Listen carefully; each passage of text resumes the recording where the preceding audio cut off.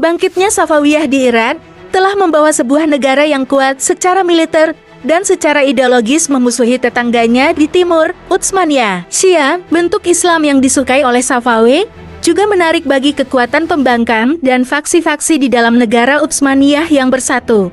Untuk mendukung dinasti baru di Iran, serangkaian pemberontakan yang diilhami oleh Syiah di antara suku-suku Turki di Anatolia Timur pada tahun-tahun terakhir pemerintahan Bayazid merupakan pendahuluan bagi perang yang meletus pada masa pemerintahan Selim dan Shah Ismail, yaitu pada tahun 1501 sampai 1524, dan berpuncak pada kekalahan Safawiyah pada pertempuran Chaldiran pada tahun 1514. Untuk sementara waktu, Anatolia Timur diamankan dan ancaman separatisme agama dihilangkan. Tetapi aneksasi Selim terhadap Emirat Dulkar pada tahun 1515 membawa Utsmaniyah ke dalam kontak langsung dengan Kekaisaran Mameluk untuk pertama kalinya. Selama 2 tahun berikutnya, Selim menghancurkan Mameluk secara politis dan militer dan merebut Aleppo dan Damaskus pada tahun 1516 dan Kairo pada tahun 1517. Kampanye ini tidak hanya membawa Suriah dan Mesir di bawah kendali Utsmaniyah, tetapi juga menambahkan situs-situs suci Kristen dan Islam ke dalam kekaisaran, meningkatkan prestis dan otoritas Selim dan para penerusnya. Pada saat kematian Selim pada tahun 1520, kekaisaran ini membentang dari Laut Merah hingga Crimea, dari Kurdistan hingga Bosnia, dan telah menjadi pemain utama dan penantang dalam politik kekuasaan internasional pada masa itu. Selain itu, migrasi besar-besaran Muslim Turki ke Balkan mulai mengubah struktur demografis dan etnis di wilayah tersebut secara permanen. Sahabat langit, itulah jejak Kekaisaran Ottoman dari Anatolia hingga Konstantinopel. Era akhir 1500 sekaligus akhir dari era kekuasaan Bayezid II yang turun tahta pada tahun 1512 dan putranya Selim I naik tahta sebagai Sultan Ottoman.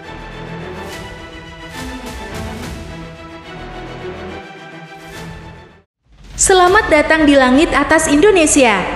Kami akan membawa Anda dalam perjalanan melalui waktu ke era tahun 1500 sampai tahun 1600 di Kesultanan Ottoman yang penuh dengan kejayaan, konflik, dan perubahan.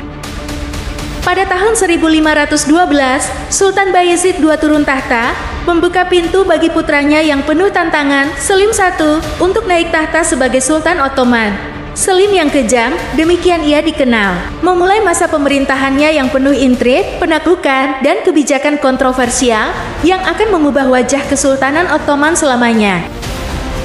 Mari kita menjelajahi era yang menakjubkan ini dan memahami bagaimana peristiwa-peristiwa penting selama masa pemerintahan Selim I membentuk sejarah Kesultanan Ottoman. Sahabat langit, saksikan video ini hingga akhir untuk memahami lebih dalam era kekuasaan Ottoman yang menarik ini.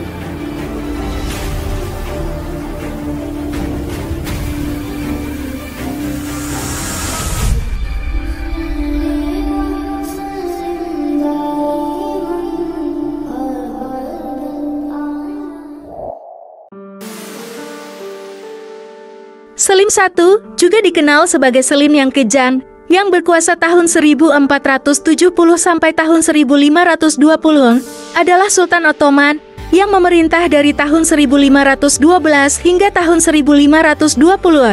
Berikut adalah ringkasan biografi Selim I.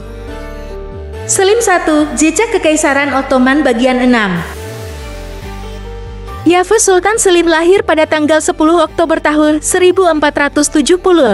Ayahnya adalah Sultan Bayezid II dan ibunya adalah Gulbahar Sultana dari negara bagian Dulkadirogular. Cucu Sultan Utsmaniyah Ottoman Mehmed II yang bernama Selim naik tahta menjadi sultan Di kemudian hari dia dikenal dengan nama Selim I, dan oleh keturunannya dia dikenal memiliki julukan Yavuz Sultan Selim. Dari sejak naik tahta menjadi Sultan Ottoman pada tahun 1512 sampai dengan kematiannya pada tahun 1520, Selim berhasil menggandakan ukuran kekaisarannya sampai dengan 3 kali lipat, dan dia juga berhasil menetralisir setiap oposisi signifikan di Timur Tengah. Dari sejak naik tahta menjadi Sultan Ottoman pada tahun 1512 sampai dengan kematiannya pada tahun 1520, Selim berhasil menggandakan ukuran kekaisarannya sampai dengan 3 kali lipat, dan dia juga berhasil menetralisir setiap oposisi signifikan di Timur Tengah. Dan Selim sendiri secara resmi menjadi khalifah dari Ottoman yang pertama. Di video ini akan membahas bagaimana Selim dapat naik ke tampuk kekuasaan, tentang reputasi kekerasannya, dan peninggalannya secara keseluruhan.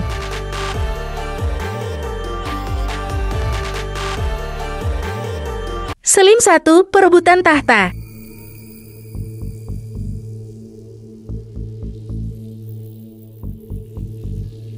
Bayezid, ayah Selim, adalah Sultan Ottoman ke-8. Tidak seperti ayahnya, Mehmed II, dilihat dari semua sisi, Bayezid adalah seorang yang saleh dan terpelajar.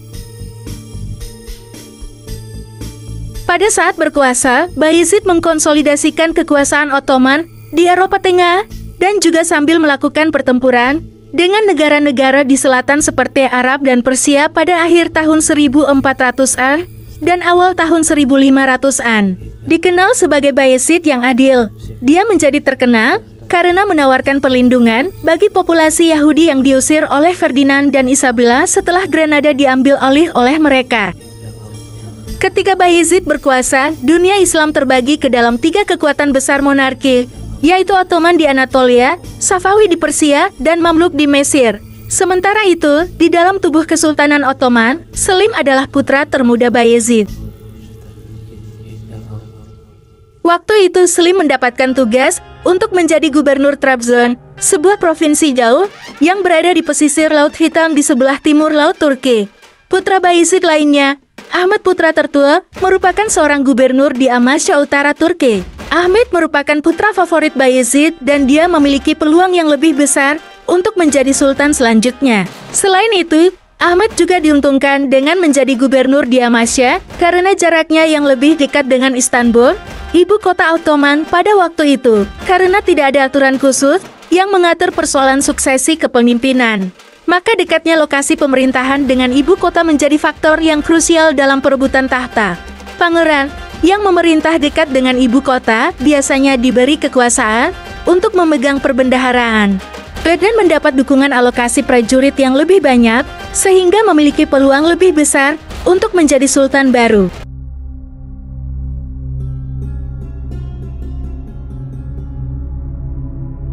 Naiknya pamor Selim berkaitan erat dengan kegagalan ayahnya dalam menangani kekaisaran Safawi yang secara teratur merambah wilayah Ottoman.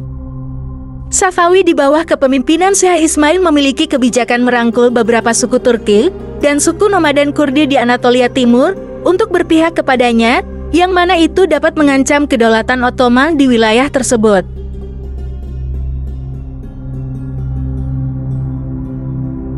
Pada tahun 1510 terjadi pertempuran. Selim mengalahkan tentara Safawi yang dipimpin oleh saudara laki-laki Syekh Ismail yang mengancam Trabzon, provinsi di mana Selim menjadi gubernur. Selim kecewa ketika sikap tegasnya terhadap Safawi diinterpretasikan oleh ayahnya, Bayezid, sebagai pembangkangan. Ketika mencapai usia lanjut, Bayezid memutuskan bahwa dia sudah cukup lama memangku jabatan tertinggi. Dia mengumumkan rencana untuk pensiun dan menyerahkan kekuasaan kepada Ahmed. Selim marah mendengar berita itu. Selim, dengan didukung oleh Janissary, pasukan elit Ottoman, mendeklarasikan perang terhadap ayahnya sendiri. Selim mengalahkan pasukan ayahnya, yang mana kekuatannya sudah lemah, seolah-olah mencerminkan kondisi ayahnya yang sudah kelelahan dan uzur. Setelahnya, Selim memaksa ayahnya untuk melepaskan tahta dan mengusirnya ke sudut terpencil kekaisaran, tempat di mana dia dilahirkan. Terakhir, Selim resmi naik tahta menjadi sultan baru pada 24 April tahun 1512. Tidak lama kemudian Bayezid meninggal. Berdasarkan kisah populer yang beredar, Bayezid diracun oleh dokternya sendiri, seorang Yahudi yang mendapat perintah dari Selim. Karena menumpahkan darah bangsawan dianggap melampaui batas, maka Selim menyuruh Ahmad dan seorang saudara laki-laki lainnya juga 5 keponakan untuk melakukan ritual pencekikan dengan tali sutra sampai mereka mati. Sementara itu, putra Ahmad, Murad, melarikan diri ke Persia. Dia bergabung dengan dinasti Safawi Persia yang berhaluan Islam Syiah. Di bawah perlindungan Shah Ismail, Murad menetap di Persia sampai dengan akhir hayatnya di kota Kashan. Selim telah menyingkirkan kemungkinan adanya pertentangan di masa depan terhadap otoritasnya setidaknya dari dalam keluarganya sendiri. Yavuz bukanlah julukan yang berkonotasi baik sebagaimana biasanya melekat pada raja-raja lainnya. Dalam bahasa Turki Ottoman, Yavuz diterjemahkan secara beragam, namun di antara semua barangkali yang terbaik adalah sebagai kuat, keras, atau keras kepala. Sementara itu, oleh orang Barat, dia dijuluki dengan julukan yang lebih suram, Selim Dagrim Selim si kejam atau bingis. Berikut ini adalah sebuah kisah yang sering digunakan untuk menggambarkan kerasnya sosok Selim. Seorang wazir senior bertanya dengan nada bercanda kepada Selim, "Tuan, aku berharap jika engkau akan membunuhku, engkau bisa berbaik hati memberiku sedikit peringatan terlebih dahulu, agar aku dapat menyelesaikan urusanku." Selim menjawab, "Aku telah berniat untuk membunuhmu, tetapi aku belum menemukan pengganti yang cocok." Selama Selim berkuasa, kisah suram tersebut telah direka-reka dan dipopulerkan di antara masyarakat, dan seringkali digunakan untuk mengutuk seseorang, "Semoga engkau menjadi wazir di istana sultan."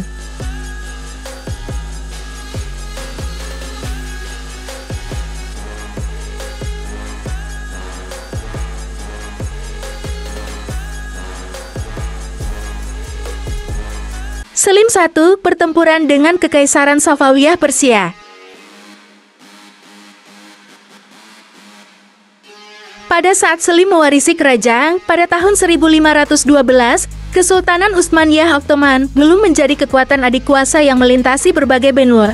Terlepas dari kenyataan bahwa Ottoman sudah didirikan dari sejak tahun 1299, namun ia tetap merupakan kekuatan regional, bukan global.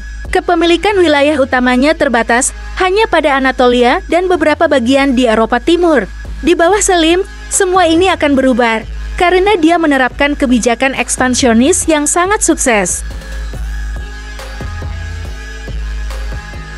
Tantangan serius pertama terhadap rencana Selim yang berniat memperluas wilayah kekuasaannya berasal dari kekuatan imperium lain yang sedang berkembang pesat pada waktu itu, Kekaisaran Safawiyah Persia yang baru berdiri. Orang-orang Safawi tahu dari sejak awal bahwa Ottoman adalah ancaman terhadap ambisi kekaisaran mereka sendiri, oleh karenanya merekalah yang berinisiatif untuk melakukan serangan terlebih dahulu terhadap kekuatan regional yang lebih tua dan lebih mapan ini. Pada 10 tahun pertama masa pemerintahan mereka, Safawi melaksanakan kebijakan konversi paksa terhadap seluruh penduduk Muslim Sunni Persia ke Islam Syiah, atau yang lebih dikenal sebagai Madzhab 12 Imam Syiah Itsna Asyariyah.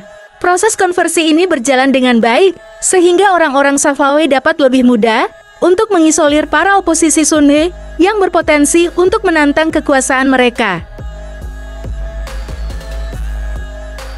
Pada saat yang bersamaan, karena tahu bahwa pada saat itu mereka secara militer belum siap untuk melawan Ottoman, maka ketimbang berhadapan secara langsung, Kekaisaran Safawiyah lebih memilih untuk mendukung pemberontakan kelompok Syiah di wilayah kekuasaan Ottoman. Pemberontakan tersebut terjadi di Anatolia, yang kini merupakan bagian Asia dari negara Turki modern. Namun pemberontakan tersebut berakhir dengan kegagalan. Ketika Selim naik tahta pada tahun 1512, dia segera bertindak cepat untuk mengatasi ancaman dari Safawiyah dengan respon militer yang kuat pada pertempuran Chaldiran di timur Laut Danau Van, di Anatolia Timur. Dalam pertempuran ini, Selim membawa bubuk mesiu dan pasukan artileri dan senapannya yang akan menjadi penentu kemenangan. Sebagian besar referensi mengatakan bahwa jumlah pasukan Ottoman jauh lebih banyak dibandingkan dengan pasukan Safawi, sekitar 2-3 kali lipatnya. Meskipun demikian, walaupun dengan kekurangan ini, pasukan Safawi bertempur dengan sangat baik, bahkan mereka mungkin dapat memenangkan pertempuran apabila Ottoman tidak mengerahkan pasukan artilerinya. Meriam dan artileri lainnya diarahkan dan mendarat di pasukan kavaleri elit Safawi yang tidak berdaya menahannya. Ismail, Shah Safawi yang ikut dalam pertempuran terluka, namun beruntung dia masih bisa meloloskan diri dan hidupnya terselamatkan. Ismail beserta pasukannya yang masih selamat melarikan diri. Namun istri kesayangan Ismail tertinggal di medan perang dan jatuh ke tangan Ottoman. Bagi Ottoman, tidak ada yang lebih penting selain kemenangan ini, karena secara krusial mereka telah mengamankan Anatolia Timur dengan permanen. Selain itu, Kina Irak Utara juga berada di bawah kendali mereka, dan setidaknya untuk sementara, begitu juga Persia Barat Laut, direnggut dari Safawiyah yang telah kalah telak dan dipermalukan. Dengan kemenangan telak ini, maka ancaman Syiar di wilayah kekuasaan Ottoman berakhir.